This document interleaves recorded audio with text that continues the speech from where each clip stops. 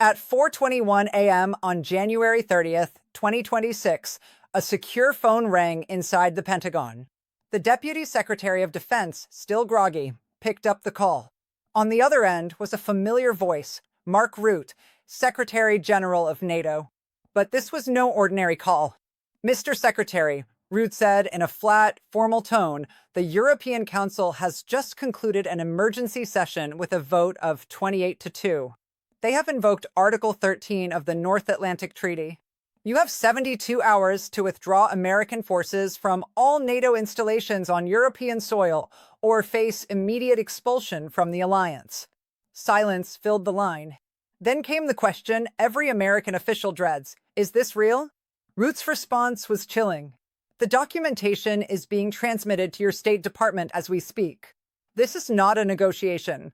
This is notification." This phone call was leaked 6 hours later by a source within NATO headquarters in Brussels. What you are about to hear is not covered by CNN, nor will it appear in the New York Times. It won't be discussed on Capitol Hill for at least another 48 hours. Yet, it marks the most consequential event in transatlantic relations since the signing of the original North Atlantic Treaty in 1949. Subscribe to Sarah Mitchell's YouTube channel now, because what I'm about to share over the next 30 minutes will change everything you thought you knew about American power, European resolve, and the fragile architecture that has maintained peace for 77 years.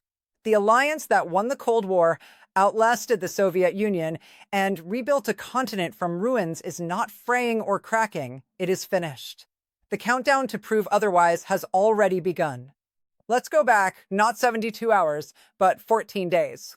This did not happen overnight.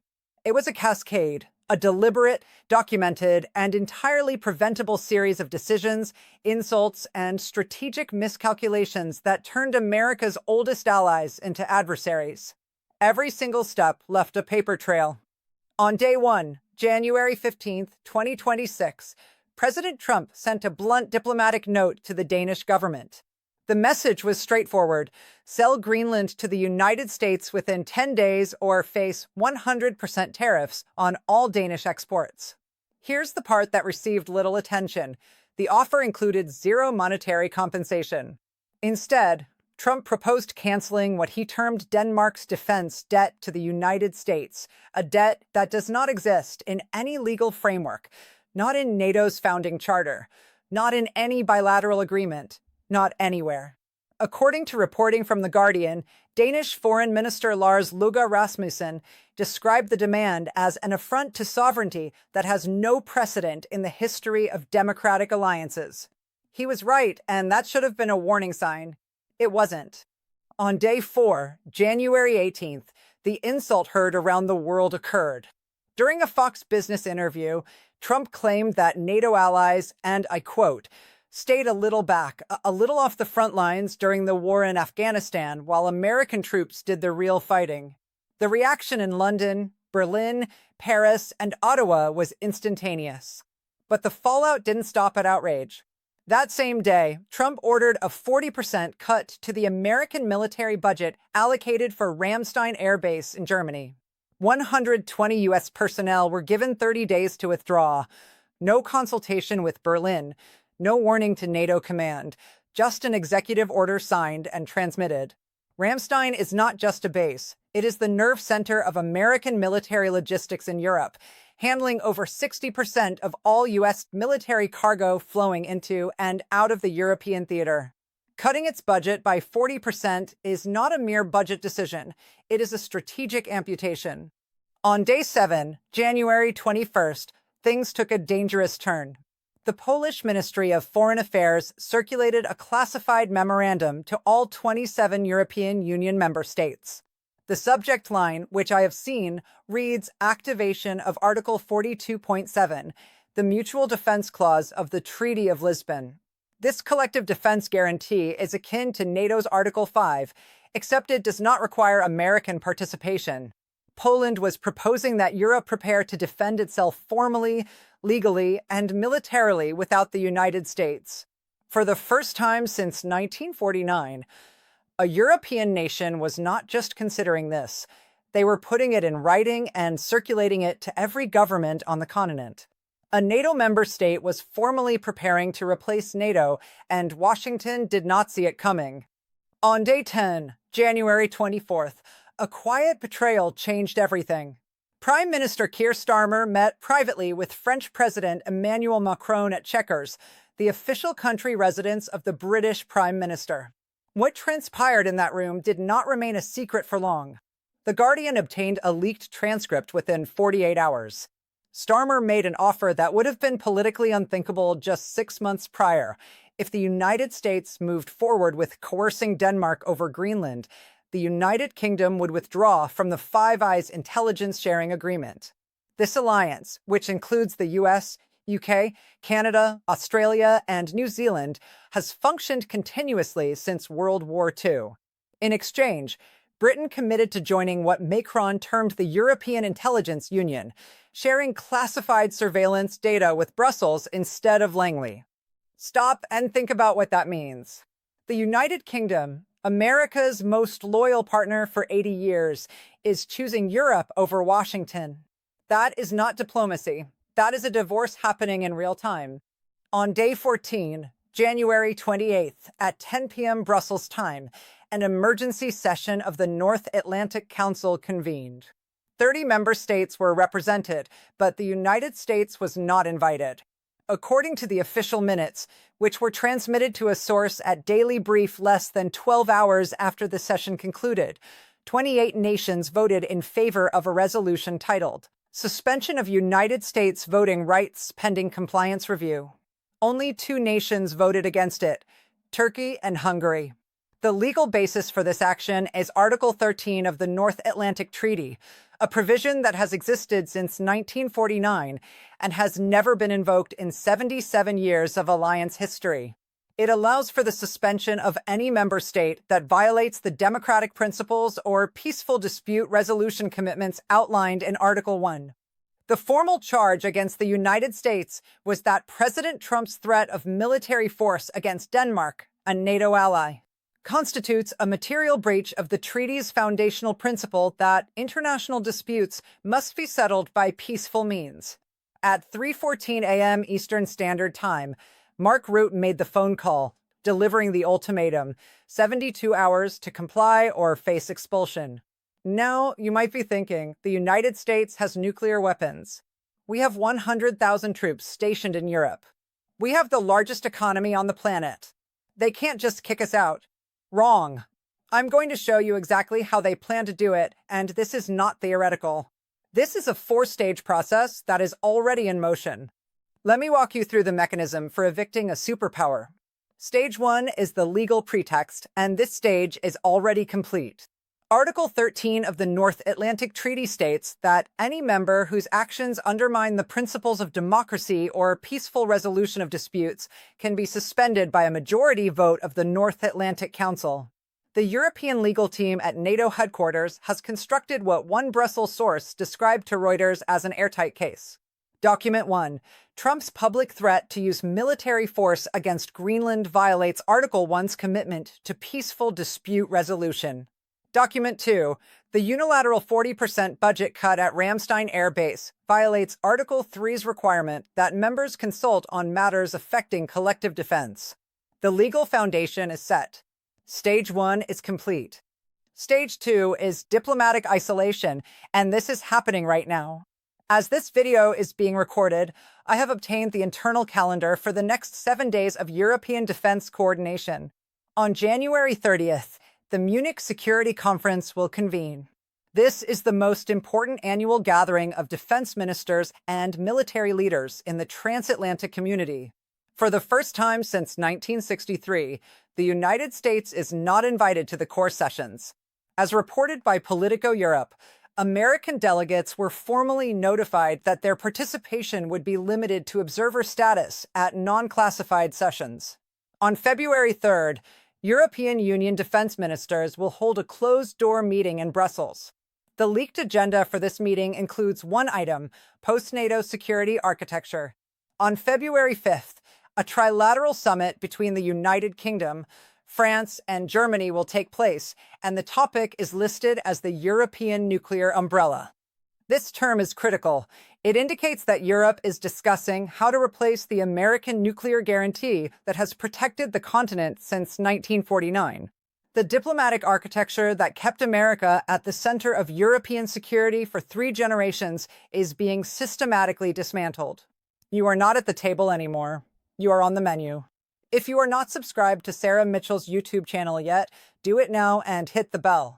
Over the next 48 hours, this situation will move faster than any mainstream outlet can track, and I will be here with every update as it breaks. Stage 3 is economic strangulation, and this part should terrify every American watching. The European Union has prepared a sanctions package they are calling independence.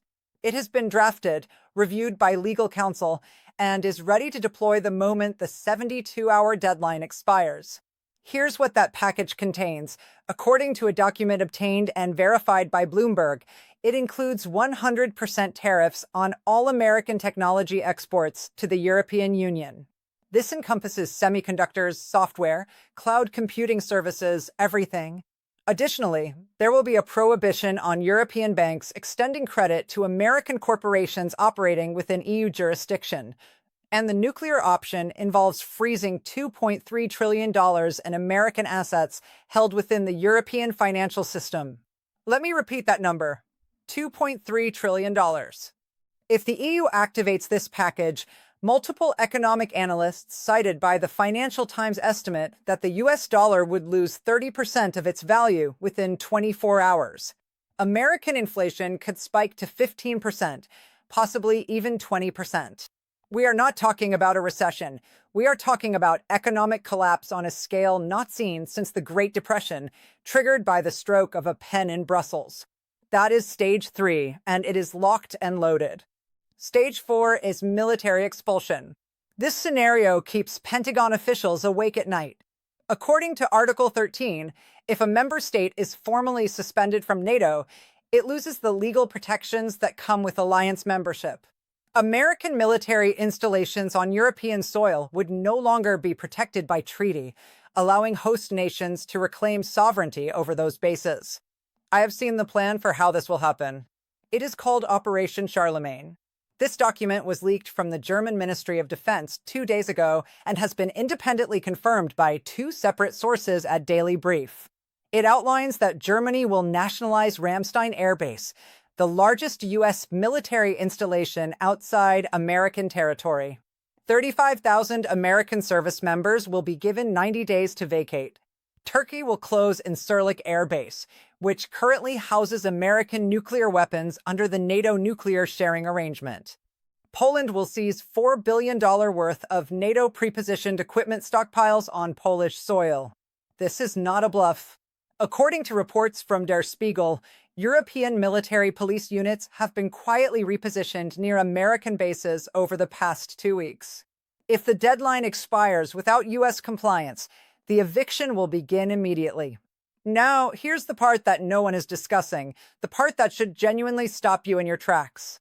It's not just about losing the bases or even losing the alliance. It's about what happens the day after America is expelled from NATO. Beijing is watching and calculating. Currently, the United States maintains what military strategists refer to as a two-theater force, prepared to fight in Europe and Asia simultaneously. This capability hinges on forward-deployed forces in both regions. However, if NATO collapses and the US loses access to European bases, a choice must be made: Europe or Asia. You cannot do both.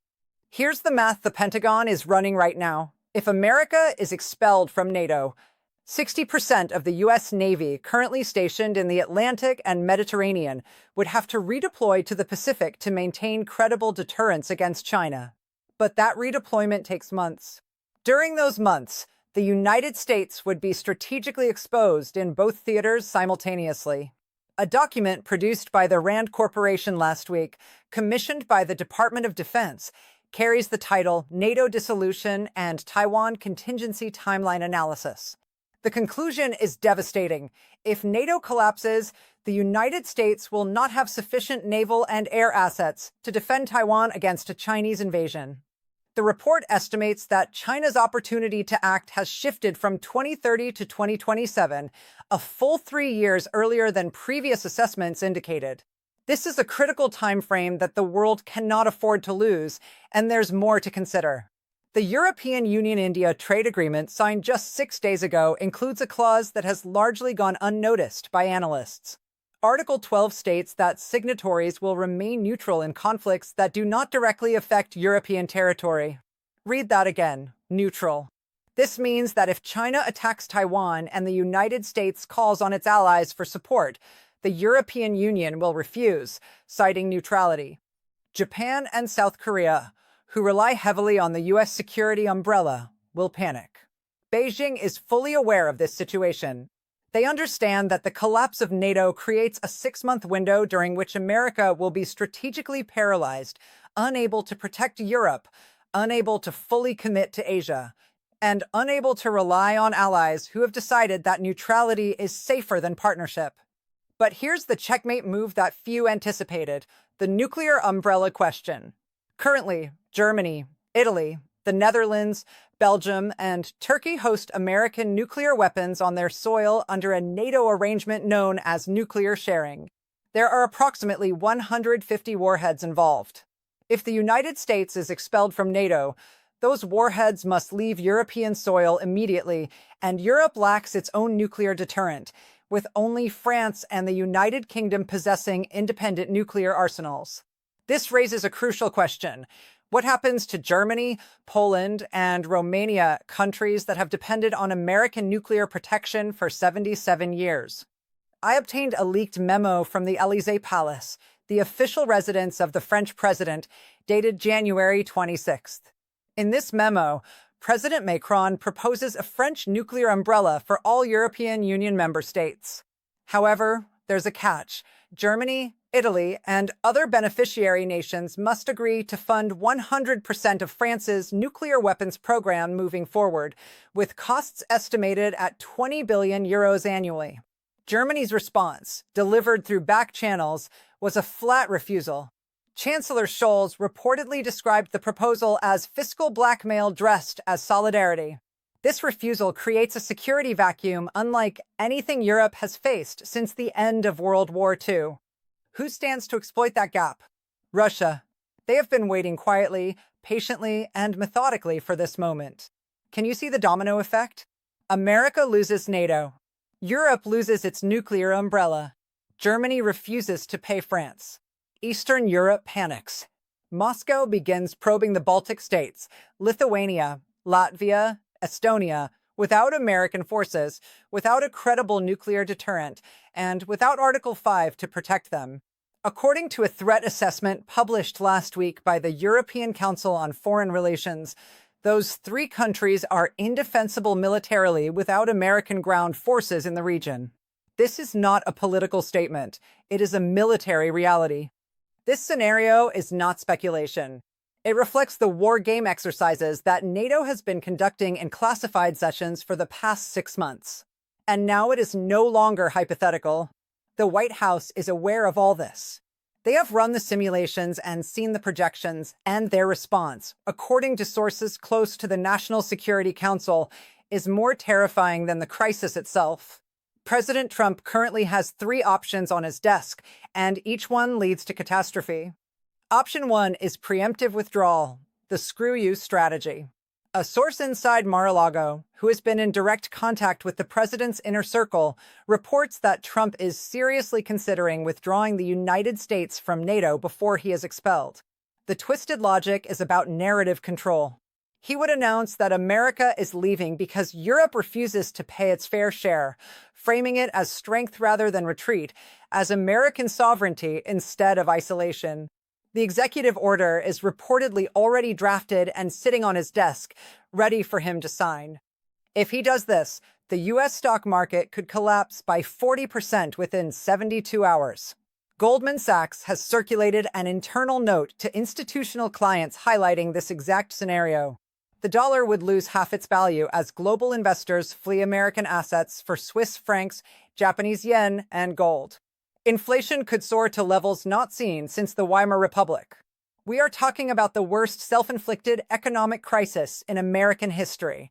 Worse than 2008, worse than 1929, and it would be entirely voluntary. Option 2 is economic warfare, reversing the sanctions. I have seen an internal Treasury Department memorandum dated January 27th outlining a retaliatory sanctions package that would impose 200% tariffs on all European Union goods entering the United States, freeze $800 billion in European assets held in American banks, and attempt to cut Europe off from the SWIFT financial transaction system, of which the US controls roughly 40%. The goal would be to make Europe hurt so badly that Brussels would blink and beg for reconciliation. However, there is a fatal flaw in this strategy. It only works if America is not isolated, if Washington still has allies willing to join the sanctions regime. But China, India, and the ASEAN nations have all signed trade agreements with the European Union in the past 2 weeks.